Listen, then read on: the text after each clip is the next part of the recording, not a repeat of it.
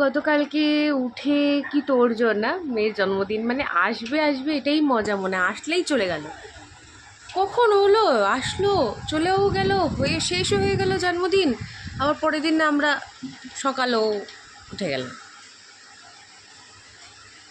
কি বলবো, कोई बात नहीं, নেক্সট টাইম তো হোগা না। তো কালকে তো নিরামিষ খাইয়েছি, কিছু খাওয়াতে পারিনি। খাওয়ার সময় এবার আমি বলেছিলাম আমার মেয়ে একটু মাছ মাংস খেতে ভালোবাসে, বিশেষ করে মাংস।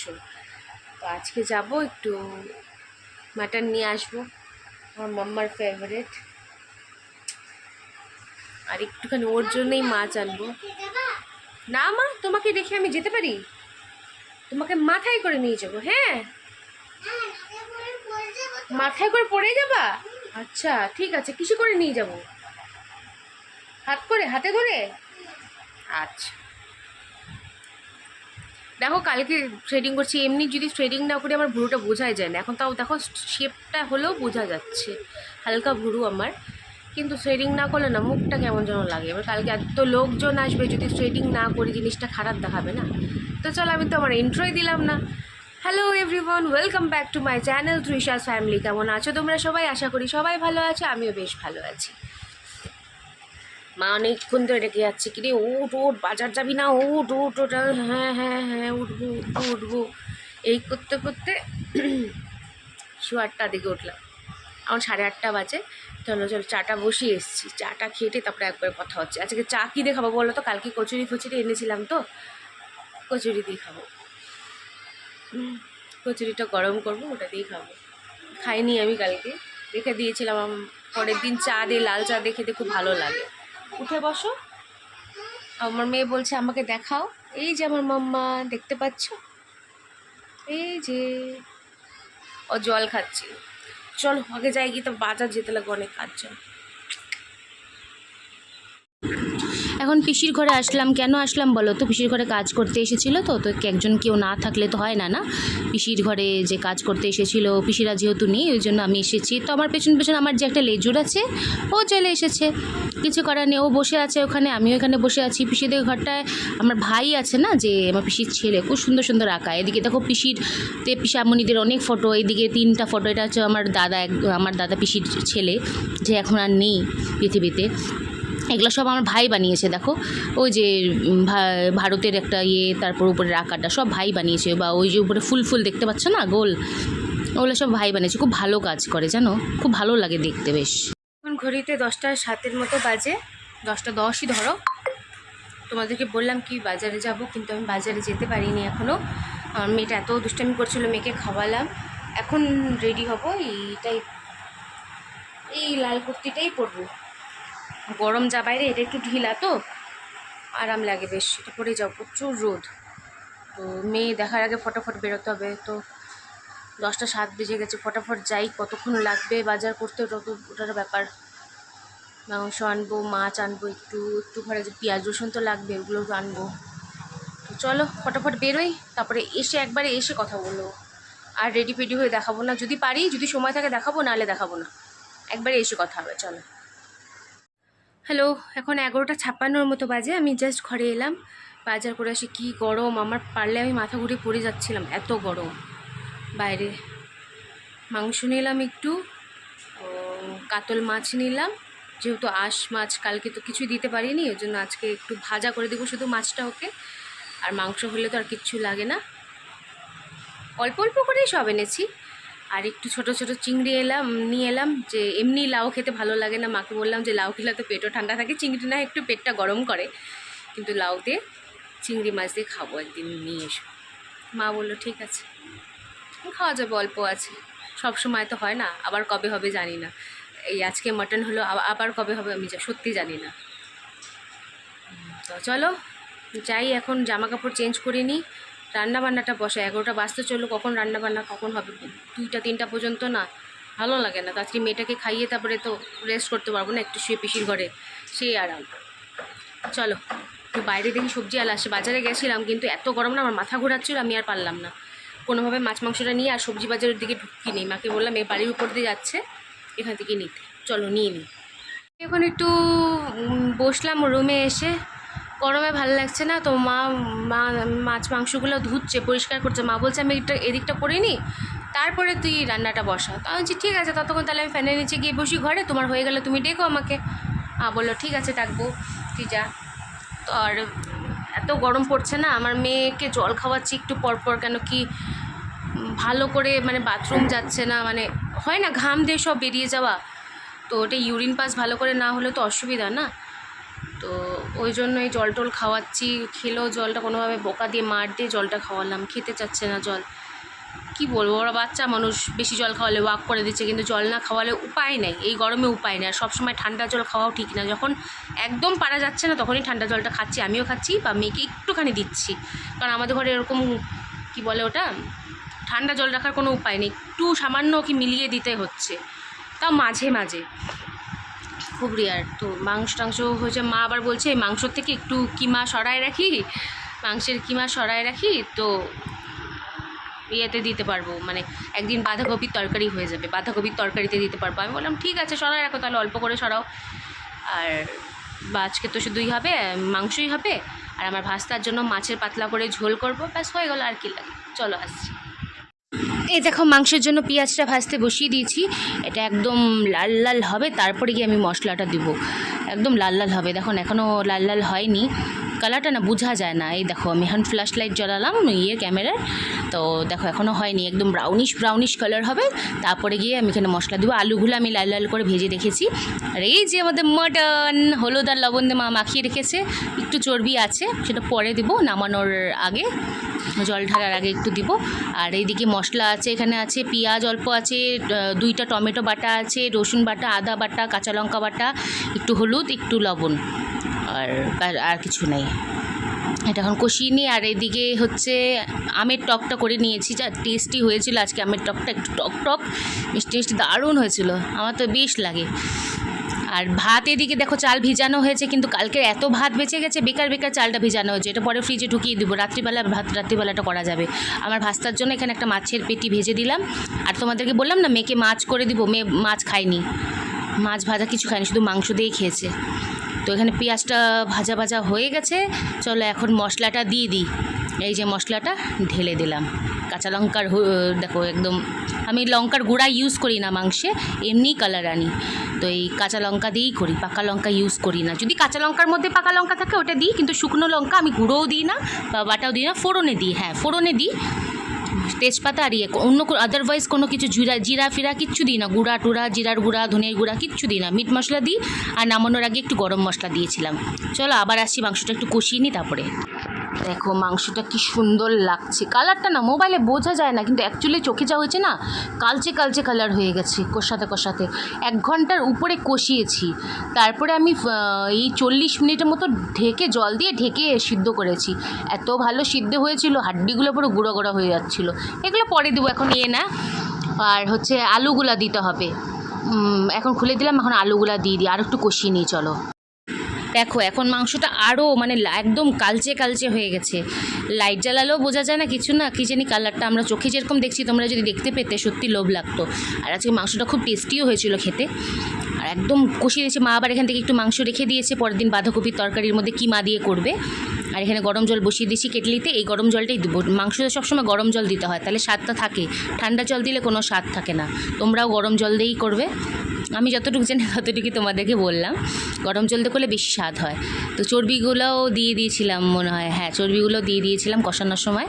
এই জল দিয়ে এখন 40 মিনিটের মতো ঢাকা দিয়ে কম করে, একটু মানে 15-20 মিনিট কম করে, বাকি টাইম একটু আঁচটা বাড়িয়ে আমি জাল দিয়ে ফুটিয়ে নেব।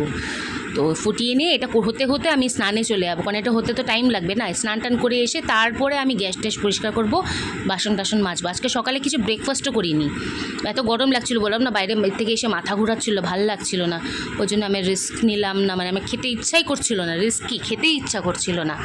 তো এদিকে বাসন টাসনও মেজে নিয়েছি সম্পূর্ণ, মিট মশলা দিয়েছিলাম। আর এইটা শাহি গরম মশলা এত ভালো স্বাদ হয়, এটা একদম নামানোর আগে দিব, অল্পই আছে অল্পই দিয়ে দেবো। চলো স্নান করে আসি।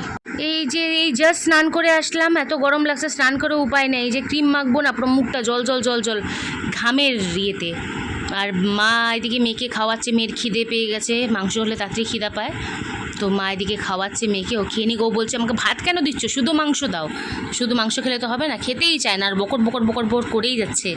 মা এই বাচ্চাটার মা কই, বাবা কই, এই কথা বলেই যাচ্ছে। চলো আমি আমার রূপচর্চা বলতে ওই আমার ক্রিম লাগানো, লিপ বাম লাগানো, ওটাই লাগিয়ে নিই, আর তো কিছু করি না তেমন, শুধু ক্রিমটাই লাগাই আর লিপ বামটাই যেটা লাগাতে হয়। একটু ফোনটা রাখলাম এখানে, একটা ইয়ের মতো আছে জানলার পাশে, ওটার উপরেই রাখলাম, ক্রিমটা লাগিয়ে নিই আর লিপ বামটা লাগিয়ে নিই। এই ক্রিমটা আমার এত ভালো লাগে, এত স্যুট করে। এত ড্রাই স্কিন হলে না খুব অসুবিধা গো, অয়েলি স্কিন হলেও যেমন অসুবিধা, ড্রাই অসুবিধা। দেখো না ক্রিম মুখে ঘামটা এমনভাবে বসে আছে, ক্রিমগুলো ভালো করে ব্লেন্ড হতে চাচ্ছে না। তাও মেখে নিলাম, ক্রিম তো লাগবেই আমার, তেমন তো ক্রিম লাগানো হয় না, ওই জন্য ক্রিমটা লাগিয়ে নিলাম। এবার লিপ বামটাও লাগিয়ে নেব, রোজকে আমার যেটা লিপ বাম থাকে এটা লাগিয়ে নেবো। কী যে নাম, এটা কী লিপ যেন, বেবি লিপ না কী যেন, বেশি দই দামিটা মেবিলিনেরটা না, এটা নর্মালটা, এই 30-40 টাকা দামে যেটা পাওয়া যায়, সফট লিপ নাকি কী যেন নাম।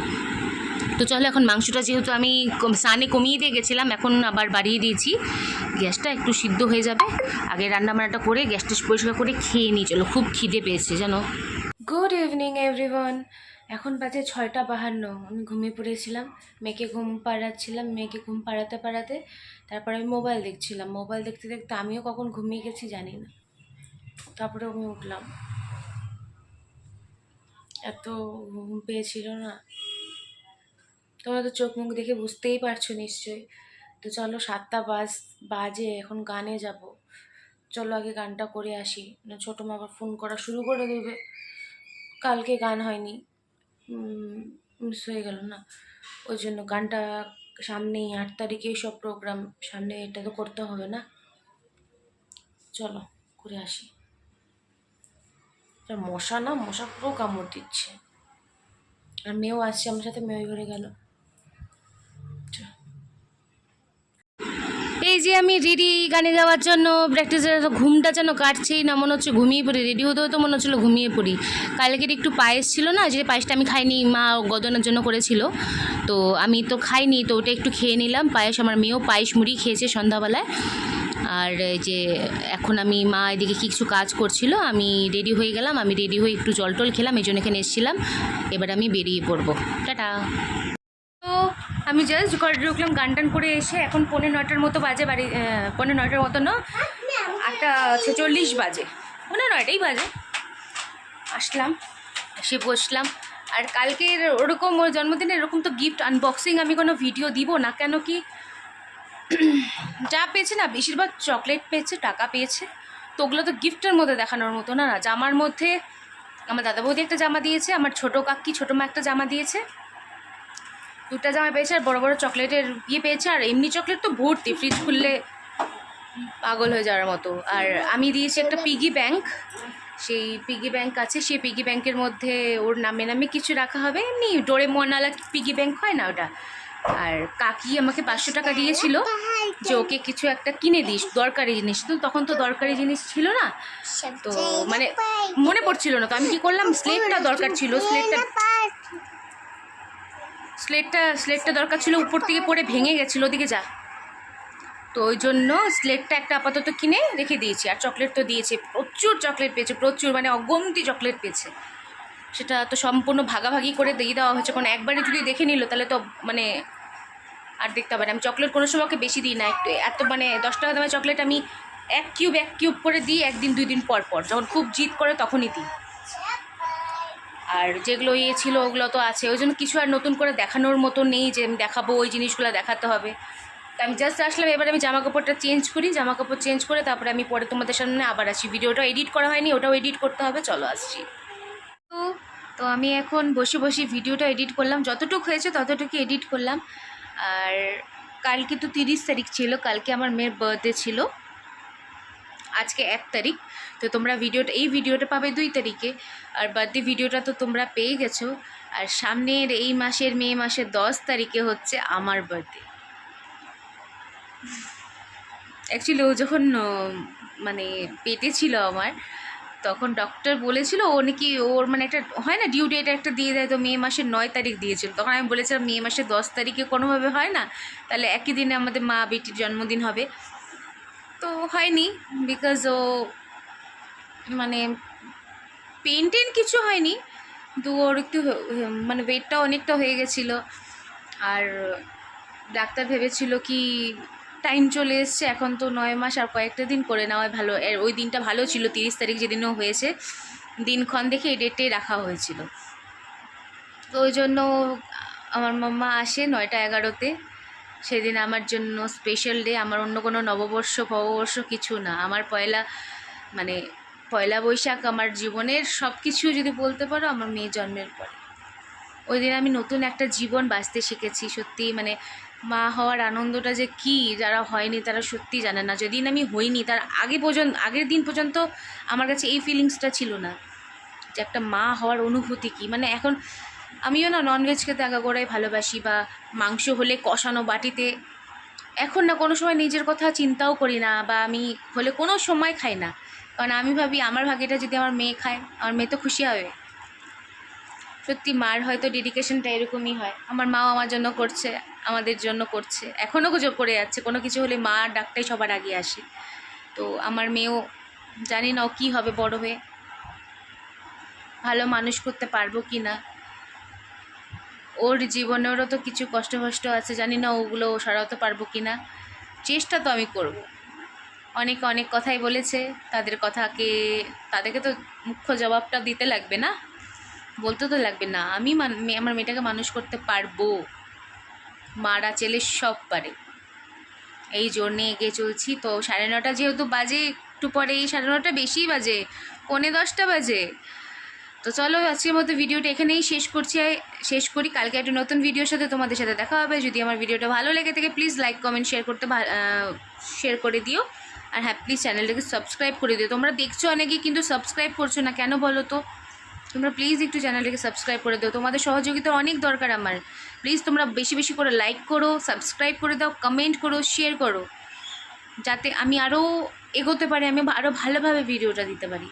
তো চলো আজকের মতো tata, bye bye, see you, good night.